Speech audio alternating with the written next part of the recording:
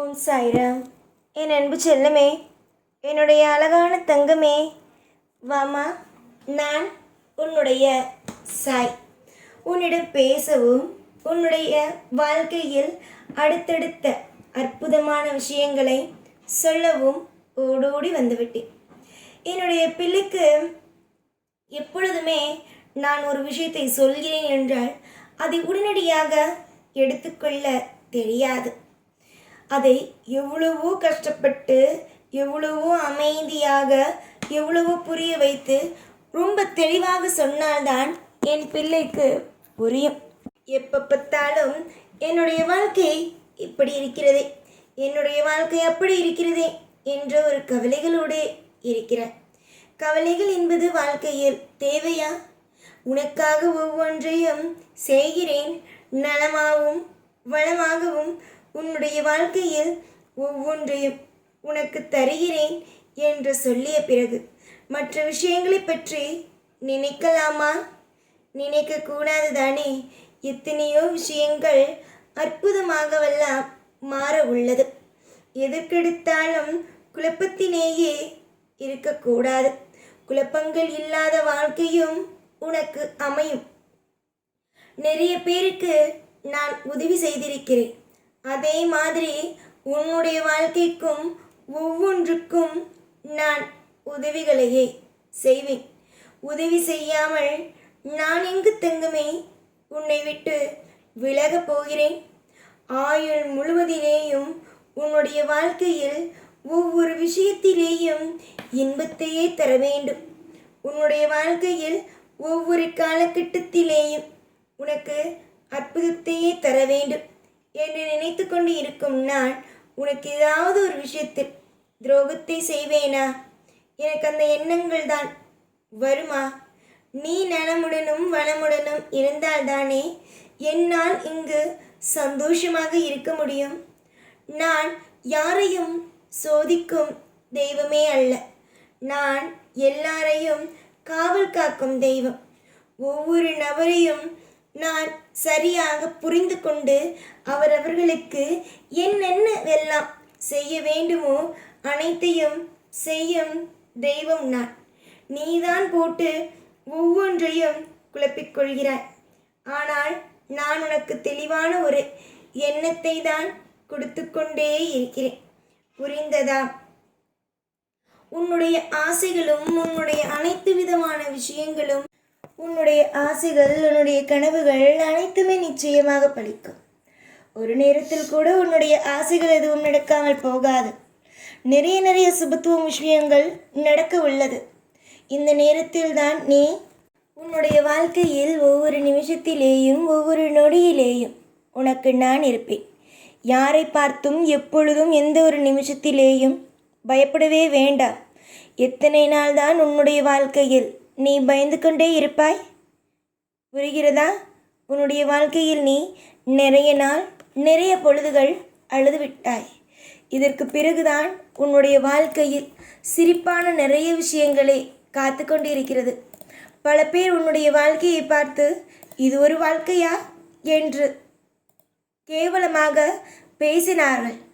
ஆனால் அவர்கள் அனைவருக்குமே இதுதான் வாழ்க்கை, இப்படிதான் இருக்கும் என்று நான் உன் வாழ்க்கையை பிரம்மாண்டமாகவே காட்டப்போகிறேன். நலமும் வளமும் எப்பொழுதும் இருக்கும். அதில் எந்த குறையும் உன் வாழ்க்கையில் இருக்காது.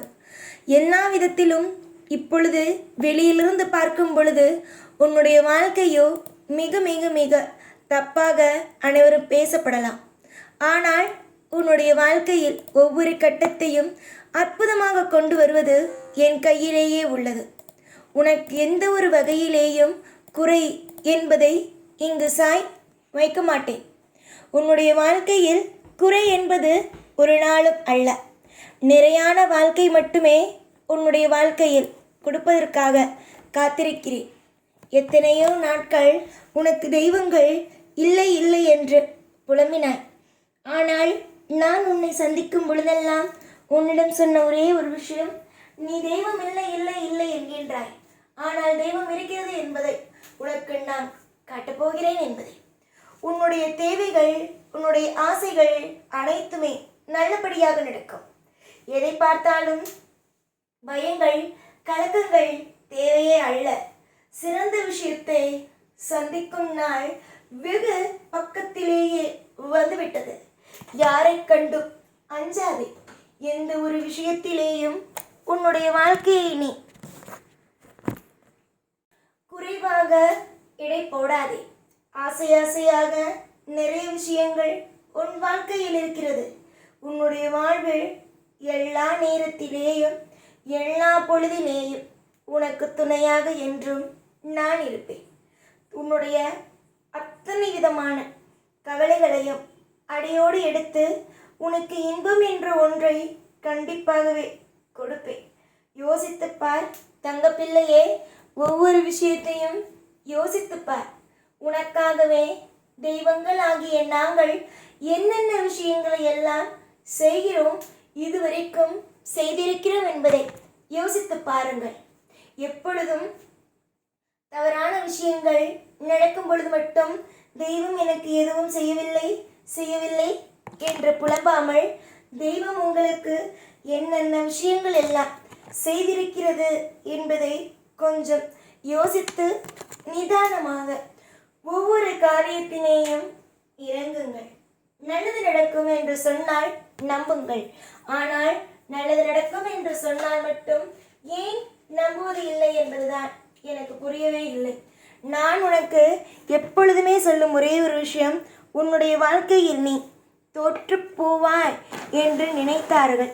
ஆனால் உன்னை எப்படி ஜெயிக்க வைக்க வேண்டும் என்பது தெரியும் என்பது மட்டுமே.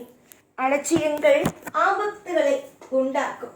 அதனால் அலட்சியத்தை எப்பொழுதும் வாழ்க்கையில் காட்டாதீர்கள்.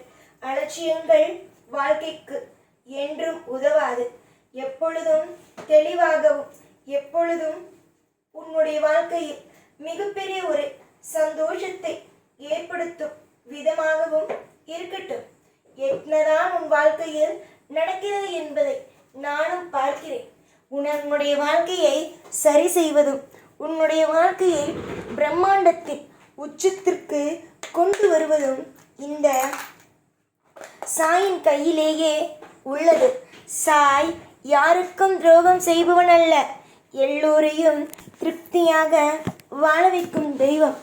உங்களுடைய வாழ்க்கையை பொறுத்த வரைக்கும் நீங்கள் நினைக்கலாம், நம்முடைய வாழ்க்கையில் தவறுகள் நடக்கிறதோ என்று.